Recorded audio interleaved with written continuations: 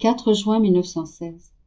Jésus déverse son amertume sur Louisa, mais étant trop abondante, cette amertume déborde sur le peuple. Ce matin, quand mon toujours aimable Jésus s'est montré, je l'ai serré sur mon cœur et il m'a embrassé. Pendant qu'il m'embrassait, j'ai senti un liquide très amer couler de sa bouche dans la mienne. Je fus étonnée par le fait que, sans m'avertir, mon doux Jésus déversait son amertume en moi, alors qu'habituellement je devais le supplier de le faire tant qu'il ne concédait pas. Quand je fus remplie de ce liquide, Jésus continua d'en verser. Il déborda à l'extérieur et tomba par terre. Mais Jésus continua toujours d'en verser, tant et si bien qu'il se forma un petit lac de ce liquide autour de moi et de Jésus béni. Après, il sembla un peu soulagé et me dit « Ma fille, as-tu vu combien d'amertume les créatures déversent en moi ? Tellement que, incapable d'en absorber davantage, j'ai voulu en déverser en toi. Et comme tu n'as pas pu tout contenir toi non plus, elle s'est répandue sur le sol et elle devra se déverser sur les gens. » Pendant qu'il disait cela, il me montrait des endroits et des villes qui allaient être frappés par l'invasion des étrangers. Des personnes s'éloignaient en courant, d'autres étaient nues et affamées, quelques-unes s'exilaient et d'autres étaient tuées. Horreur et frayeur partout. Jésus lui-même détournait son regard de cet horrible spectacle. Effrayé, j'essayais de persuader Jésus de faire cesser tout cela, mais il semblait inflexible. Il me dit « Ma fille, c'est leur propre amertume que la justice divine déverse sur les gens. J'ai voulu en déverser d'abord sur toi, pour que quelques endroits soient épargnés et pour te faire plaisir. Ensuite, j'ai déversé le reste sur eux. Ma justice demande satisfaction. » Je lui dis « Mon amour est ma vie. Je ne connais pas grand-chose à la justice. Et, si je te prie, c'est pour implorer ta miséricorde. Je fais appel à ton amour, à tes plaies, à ton sang. Après tout, ce sont tes enfants, tes chères images. Mes pauvres frères, que peuvent-ils faire? Dans quel dédale se trouvent-ils? Tu me dis que pour me faire plaisir, tu as versé de l'amertume en moi, mais les endroits que tu as épargnés sont trop peu nombreux. » Il reprit. « Au contraire, c'est trop. C'est parce que je t'aime que j'en ai épargné quelques-uns. Autrement, je n'aurais rien épargné. De plus, n'as-tu pas vu que tu ne pouvais pas contenir plus d'amertume ?» J'éclatai en sanglots et lui dis « Tu me dis que tu m'aimes. Où est donc cet amour? L'amour vrai, c'est contenter son amoureux en tout. Puis, pourquoi ne me fais-tu pas plus grosse, de manière à ce que je puisse contenir plus d'amertume, et que mes frères soient épargnés? » Jésus pleura avec moi et disparut.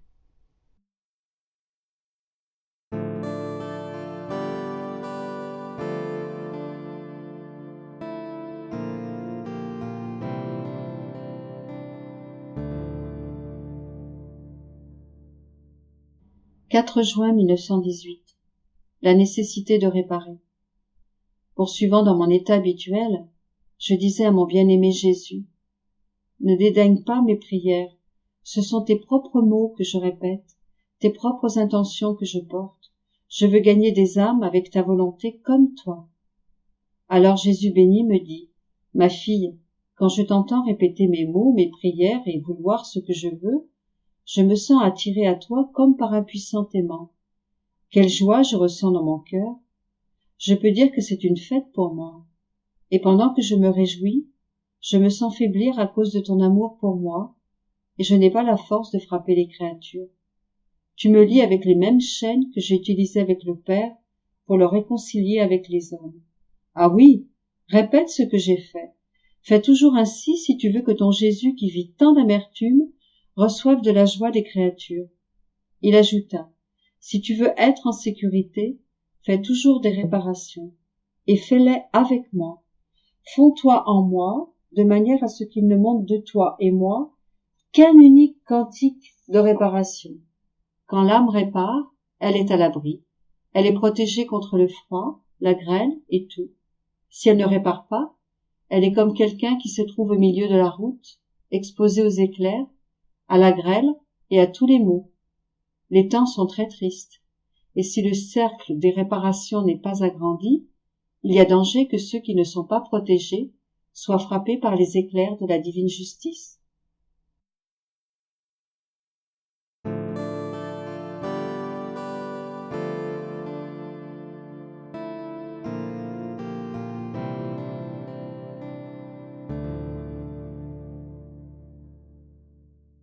« 4 juin 1919.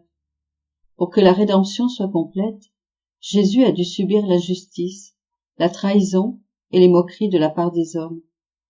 Je méditais sur la passion de mon toujours aimable Jésus, en particulier sur l'avalanche de coups de fouet qui s'abattirent sur lui durant sa flagellation. Je me posais la question, lesquelles des souffrances de Jésus furent les plus grandes, celles que la divinité lui donna tout au long de sa vie, ou celles reçues des mains des Juifs à la fin de sa vie terrestre? Par l'illumination de mon intelligence, mon doux Jésus me dit, « Ma fille, les souffrances qui m'ont été données par la divinité surpassent de très loin celles qui m'ont été données par les créatures, autant en intensité qu'en nombre et en durée. Et ces souffrances n'étaient pas teintées de haine et d'injustice, mais plutôt accompagnées d'un amour immense et de la complicité des 3 personnes divines pour que mon humanité souffre autant de morts qu'il allait y avoir de créatures à voir la lumière de la création, ces créatures que le Père m'avait confiées avec tant d'amour. Comme, en la divinité, la justice et la haine n'existent pas, et que cependant, l'homme était gravement souillé par ses fautes et d'autres du genre, je devais être accablé d'injustice, de haine, de moquerie, etc., pour réparer ses fautes. C'est ainsi qu'aux dernières heures de ma vie terrestre, j'ai souffert la passion de la part des créatures, où les injustices, la haine, les moqueries, les vengeances, les humiliations, etc., que les hommes m'ont fait subir, furent si grandes que ma pauvre humanité devint l'opprobre et le rebut de tous, à tel point que je n'avais plus l'air d'un homme et que mes bourreaux en étaient eux-mêmes horrifiés. En somme, j'ai vécu 2 passions distinctes. Comme les créatures étaient incapables de multiplier en moi les souffrances et les morts, autant de morts que de pécheurs, la divinité fit subir ces choses à mon humanité tout au long de ma vie terrestre, et cela dans un amour immense et en accord avec les 3 personnes divines. Comme par ailleurs, la divinité était incapable d'injustice, etc., les créatures firent leur part en me faisant souffrir ma passion dans les dernières heures de ma vie terrestre. Ainsi, la rédemption fut totalement accomplie. Combien les âmes m'ont coûté, c'est pourquoi je les aime tant. Un autre jour, je me disais, mon Jésus bien-aimé m'a dit tant de choses. Ai-je été vraiment attentive à faire ce qu'il m'a enseigné? Ô combien peu je m'efforce de lui plaire, comme je suis incapable de quoi que ce soit. Aussi, ces enseignements seront ma condamnation. Bougeant en moi, mon doux Jésus me dit, « Ma fille, pourquoi t'affliges-tu? Les enseignements de ton Jésus ne serviront jamais à te condamner. Même si tu n'avais fait qu'une seule chose, des choses que je t'ai enseignées, tu aurais fixé une étoile dans le ciel de ton âme, tout comme j'ai déployé le firmament au-dessus de vos têtes et que de mon fiat, je l'ai garni d'étoiles. Ainsi, j'ai déployé un ciel dans les profondeurs de ton âme et le fiat du bien produit par toi, car tout bien est un fruit de ma volonté, vient l'orner d'étoiles. Si l'âme fait 10 bonnes actions, il y place 10 étoiles. Pour 1 millier de bonnes actions, 1 millier d'étoiles.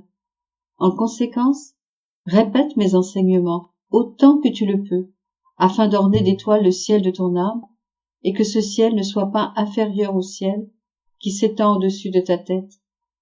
Chacune de ces étoiles portera l'empreinte de l'enseignement de ton Jésus. Quel honneur tu me donneras!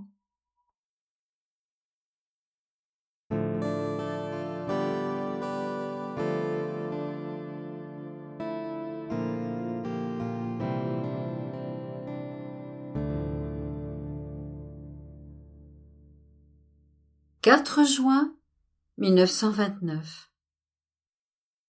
À mesure que l'âme fait la divine volonté, celle-ci s'étend dans l'âme, et la vie divine grandit en elle. Et l'âme grandit dans le sein de son céleste Père. Comment l'âme qui vit en elle fait l'appel de toute la création? Comment, si quelqu'un sort de la divine volonté, il s'en va, tandis que ses actes demeurent? Mon abandon dans le fiat continue. Je ressens intérieurement un tel besoin de vivre en lui, qu'il m'est devenu plus nécessaire que ma propre nature. Plus encore, je sens ma nature changer en volonté de Dieu. Je la sens dissoute en elle et en toute chose. Au lieu de me trouver moi-même, je trouve ce fiat qui me dit « Je suis ta vie, cours toujours en moi, dans la mer de ma lumière, afin de vivre de mes actes, de ma sainteté, de mon bonheur et de tout le bien que je possède. » Mais je traversais la mer du divin fiat lorsque mon doux Jésus se manifesta en moi et me dit « Ma fille, à mesure que l'âme opère en lui, mon divin vouloir s'étend dans la créature, de telle sorte que pour chaque acte additionnel qu'elle accomplit, ma volonté grandit d'autant plus en elle. Ainsi, on peut voir la vie divine grandir dans la créature de façon admirable. Mais ce n'est pas tout. Lorsque la vie divine grandit dans la créature, plus elle accomplit d'actes dans mon divin fiat, plus la créature grandit dans le sein du Père céleste. L'être suprême ouvre son sein et enferme cette heureuse créature pour l'élever d'une manière divine, la revêtir de ses habits royaux, lui donner sa nourriture de ses propres mains, l'embellir d'une rare beauté. Tout le ciel en reste stupéfait, ravi, en voyant que leur Créateur élève une créature en son sein. Et ils se disent, il doit être en train de faire quelque chose de grand avec elle, car il l'aime tant et veille sur elle au point de l'élever en son sein paternel. Et tous attendent la pleine croissance de cette créature pour voir ce qui adviendra d'elle. Par conséquent, le prodige de vivre dans ma volonté est unique. Il communique une puissance telle à celle qui vit en elle qu'elle entre partout. Et Dieu lui-même l'aime et veut l'élever en son sein divin. De plus, le potentiel et la diffusion de l'acte accompli dans ma divine volonté est tel et si grand que la créature se diffuse partout. Elle s'étend dans les cieux et semble faire l'appel des étoiles. Elle s'étend dans le soleil et fait l'appel de la lumière. Elle investit l'air, le vent, la mer et fait l'appel des oiseaux, de la puissance du vent, des eaux et des poissons. Et, les rangeant tous en ordre, elle leur dit à tous avec son acte, inclinez-vous et adorons avec un double hommage notre Créateur. Ce fiat qui nous a créés est dans mon acte, et je veux avec lui créer un amour nouveau, une adoration et une gloire nouvelle pour notre Créateur. Et elle s'étend, non seulement dans toutes les choses créées, mais jusque dans les actes de la Vierge, et dans tous ceux que j'ai accomplis sur la terre, dans les actes de son Créateur, dans ceux de tous les saints. Et, du premier au dernier, elle fait l'appel pour tous, et laisse couler en eux la nouvelle vie d'amour, d'adoration et de gloire pour celui qui l'a créé. On peut dire que l'acte de la créature accompli dans ma volonté s'étend partout où ma divine volonté est présente. Même en enfer, ils ressentent la puissance d'une créature opérant dans mon divin fiat.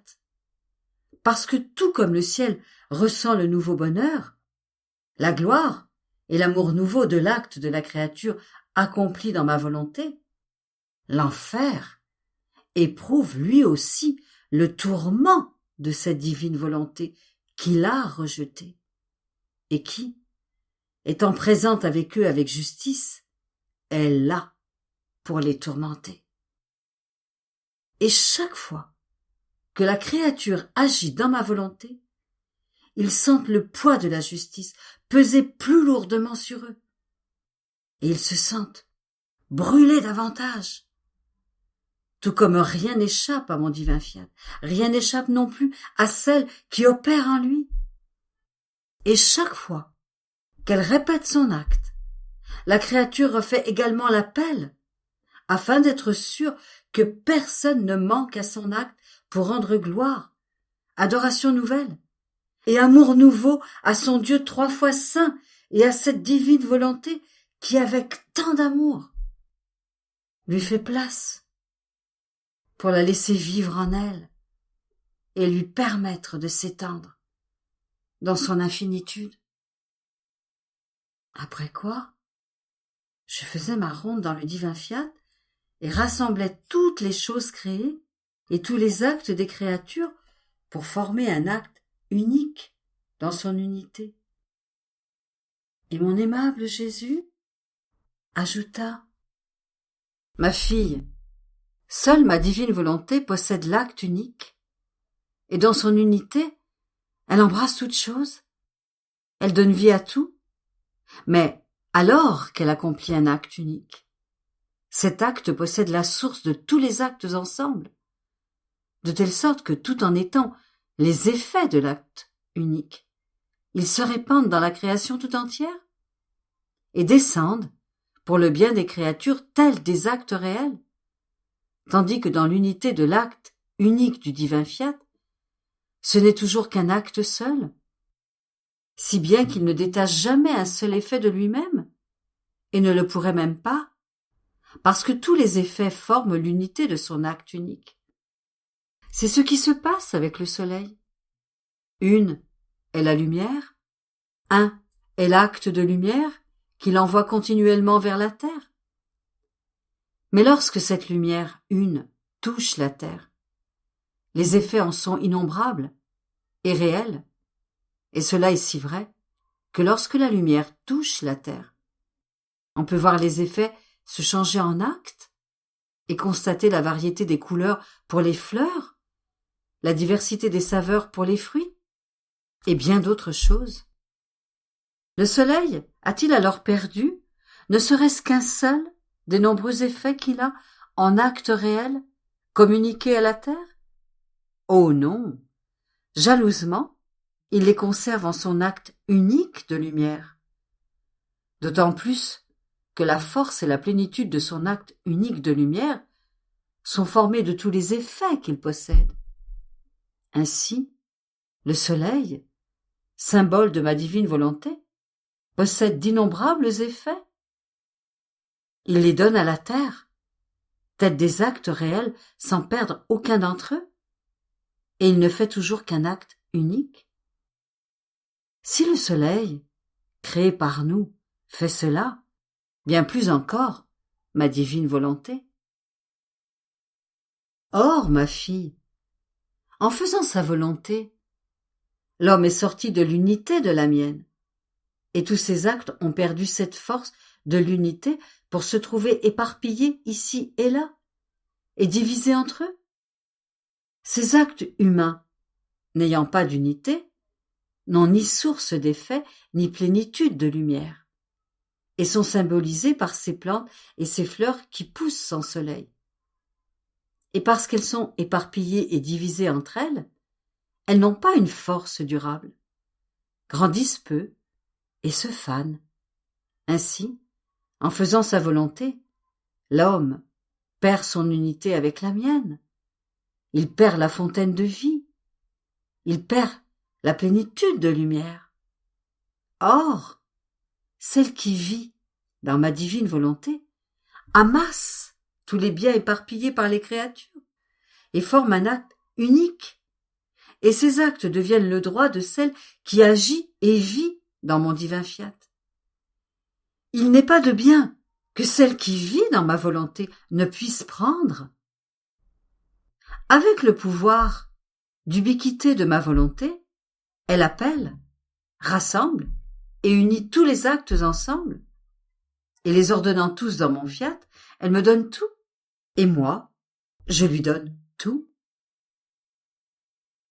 Après quoi, je poursuivais mes actes dans la volonté suprême, et 1000 pensées occupaient mon esprit concernant ces nombreuses merveilles. Mais, pour que ce ne soit pas trop long à rapporter, je ne dirai que ce que Jésus m'a dit. Ma fille, ce qui est fait dans ma divine volonté demeure dissous en elle, tout comme la lumière et la chaleur sont inséparables. Et si la lumière est éteinte, la chaleur s'éteint elle aussi. Et si la lumière est rallumée de sa propre nature, la lumière donne la vie et la chaleur monte avec elle. De la même manière, les actes de la créature accomplis en elle sont inséparables de ma volonté. D'autant plus que ma volonté n'est pas sujette à s'éteindre, car elle est une lumière éternelle et immense. C'est pourquoi, bien qu'Adam soit sorti de ma volonté, lorsqu'il pécha, ses actes sont restés en elle. Il a été capable de se détacher de ses propres actes. Mais ces actes accomplis dans ma volonté ne pouvaient ni sortir, ni se détacher, car ils avaient déjà formé leur vie de lumière et de chaleur en elle. Ceux qui entrent dans ma volonté perdent sa vie en elle, forment une seule et même vie avec elle, et perdent le droit de sortir. Et ma volonté dit, ces actes ont été accomplis dans ma maison, dans ma lumière. Les droits sont miens, et il n'est pas de puissance, humaine ou divine, capable de faire qu'un acte accompli par la créature dans ma volonté puisse en sortir ou en être séparé. C'est pourquoi les actes d'Adam, accomplis dans ma volonté, avant son péché, sont présents, tel un acte premier d'où dépendent la création et les actes des générations humaines. Suppose maintenant que tu sortes de ma volonté. Tu sors et restes à l'extérieur. Mais tes actes ne sortent pas. Ils n'ont ni le droit, ni la capacité de le faire. Et tant que tu restes dans ma volonté, tes actes sont à toi et à moi. Mais, en sortant, tu perds tes droits. Et parce qu'ils ont été faits dans le royaume de ma divine volonté, et non dans la volonté humaine, ils restent mes droits, même s'ils semblent avoir été accomplis par toi. Or, tu dois savoir que tout ce que tu fais dans mon fiat servira d'acte premier pour les autres créatures, afin de vivre dans son royaume, et sera l'ordre, le régime et la vie de ceux qui vivront dans le royaume de mon fiat.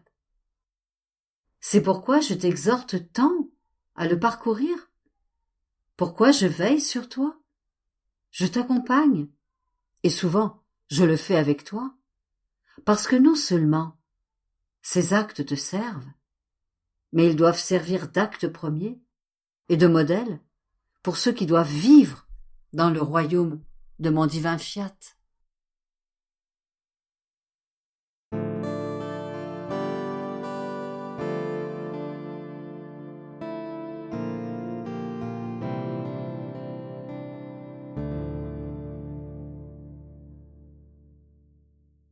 « 4 juin 1933. Celle qui vit dans la divine volonté reçoit la force créatrice de la création continuelle, harmonie avec la divine volonté. Mon abandon dans le fiat continue. Je suis à peine une nouveau-née, et je ressens le besoin de rester dans ses bras pour boire, à longs traits, le lait de ses vérités, afin de recevoir les vagues de ses lumières. le doux réconfort de sa chaleur. Je sens que le divin vouloir veut aussi me tenir dans ses bras, serré contre le sein de sa lumière, afin de pouvoir m'infuser l'acte continuel de sa vie opérante, parce que la vie signifie avoir des actes qui ne cessent jamais. Autrement, elle ne s'appellerait pas la vie. C'est pourquoi, si je ne voulais pas rester dans ses bras pour recevoir ces reflets continuels de sa vie, ou s'il ne voulait pas me tenir dans ses bras, je ne pourrais pas former sa vie en moi, si bien que le mot vie ne serait plus qu'un mot et non une réalité, pas même une image. Mon Jésus, oh, ne le permets pas, et fais que tu formes la réalité de sa vie dans mon âme. Je pensais à rester dans les bras de la divine volonté, lorsque mon Jésus souverain visita ma petitesse et me dit « Fille de mon cœur, tu as raison de ressentir le besoin extrême de rester dans les bras de la divine volonté, car y demeurer signifie la mettre à sa disposition et l'engager à former sa vie dans la créature. Si la créature ne se met pas dans ses bras, elle reste au loin, et la vie ne se forme pas à distance, mais tout près, unie avec cette vie que l'on veut recevoir. Aucune mère n'a conçu son enfant de loin, mais plutôt à l'intérieur de son sein. Une semence ne peut pas germer, ni produire sa plante, si elle ne s'unit pas et ne se cache pas sous la terre. Ainsi, dire que je veux former la vie de la divine volonté en moi, et ne pas rester dans ses bras, en harmonie avec elle, pour vivre de son souffle omnipotent, cela est impossible. Tu dois savoir que notre être suprême se sert de la même puissance créatrice que dans la création. Il continue à l'utiliser dans les actes que fait la créature, dans la divine volonté. Chaque acte que la créature accomplit en elle subit une nouvelle création, et mon fiat, en vertu de sa puissance créatrice, est conçu dans l'acte de la créature. Il se produit une continuelle alternance. La créature prête l'acte et ma divine volonté crée et se conçoit elle-même dans cet acte. Et en se concevant, elle y forme sa vie et l'élève avec la nourriture de sa lumière et de son amour. Les cieux en sont stupéfaits et demeurent muets d'émerveillement devant un simple acte de la créature qui contient en lui-même la force créatrice de la conception du divin fiat. En demeurant dans ses bras, la créature se met à notre disposition, et nous, en la tenant dans nos bras, nous nous mettons nous-mêmes à sa disposition, et elle nous fait sa douce promesse de nous permettre de faire avec elle tout ce que nous voulons, si bien que sa vie, ses actes, sont autant de promesses qu'elle nous fait, et en ayant ces promesses, nous pouvons sans crainte utiliser notre vertu créatrice et travailler en Dieu dans l'acte de la créature. Tu dois savoir que lorsque notre volonté est à l'œuvre, aussi bien en nous que dans l'acte humain, elle ne met jamais de côté sa vertu créatrice, ce qu'elle ne peut d'ailleurs pas faire, puisqu'elle est dans sa nature. Son acte est par conséquent toujours une création, et la créature qui vit en nous subit dans ses actes son acte créateur, et ô combien de merveilles se produisent. Par conséquent, sois attentive, déférente et reconnaissante. Reçois en toi et dans tes actes cette vertu créatrice, si tu veux faire non de petites, mais de grandes choses, et dignes uniquement de notre adorable volonté.